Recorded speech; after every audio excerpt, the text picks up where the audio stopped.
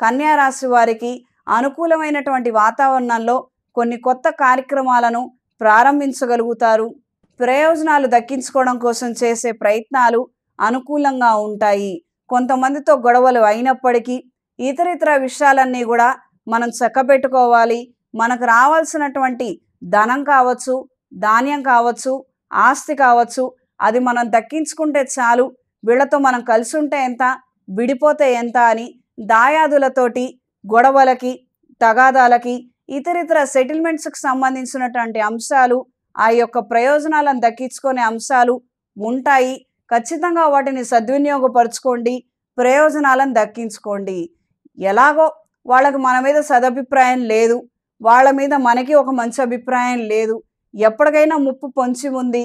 అదే మనం పెద్దవాళ్ళము, సెటిల్మెంట్ చేయగలిగితే ఉత్తరితర పిల్లలు కోర్టుని ఆశ్రయించవలసినటువంటి పరిస్థితి ఉండదు. ఇది గ్రహించి మెలగండి.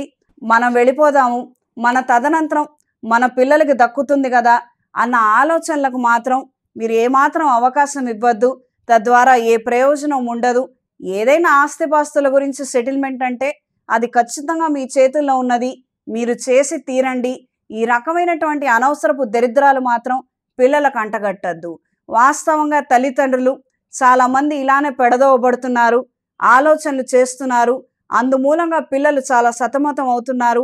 మా వాళ్ళ ఆస్తులు ఇవ్వలేదండి, గొడవలు ఇచ్చారు, కోర్టులో కేసులు ఇచ్చారు, ఈ లాయర్లకు డబ్బులు చెల్లించుకోలేకపోతున్నాము, ఆస్తి రాకపోయినా పర్వాలేదు, అర్ధాంతరంగా కేసు కొట్టేయమని అడిగినా కూడా ఇప్పుడు మేము కొట్టేయడానికి లేదని అంటారు. ఈ రకమైనటువంటి సమస్యల్లో ఇరుక్కుంటున్నాము అని చాలామంది పిల్లలు భాగోద్వేగాలకు గురవుతున్నారమ్మా. మీ చేతనైనంత సహాయం మీరు చేయగలిగితే చేయండి, లేకపోతే వదిలేసేయండి. ఈ విషయం గురించి కుటుంబ సభ్యులతో ఆలోచించి మంచి నిర్ణయం తీసుకోండి. నిపుణుల సలహాలు అవసరం. దూర ప్రాంత ప్రయాణాలు అనుకూలిస్తాయి. వ్యాపార నిమిత్తం విదేశీ ప్రయత్నాలు, ప్రకటనలు, వాణిజ్య ప్రకటనలు అనుకూలంగా ఉంటాయి.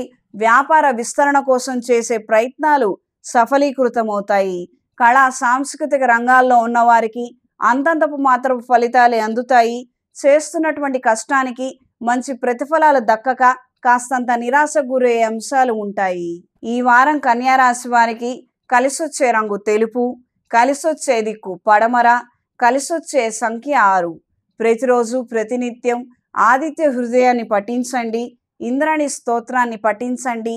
అవకాశం ఉన్నవారు ఏదైనా అమ్మవారి దేవాలయంలో గోమాతను పూజించి కాసేపు ఆ గోమాత దగ్గర టైం స్పెండ్ చేసే ఆలోచనలు చేయండి.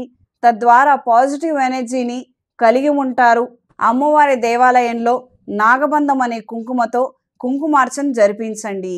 ఇంట్లోనూ వ్యాపార ప్రదేశాల్లోనూ జిల్లేడు ఒత్తులతో అష్టమూలికా తైలంతో దీపారాధన జరిపించండి. జిల్లేడు గణపతిని ఉంచి పూజించగలిగితే ఆర్థిక ప్రయోజనాలని సాధించగలుగుతారు.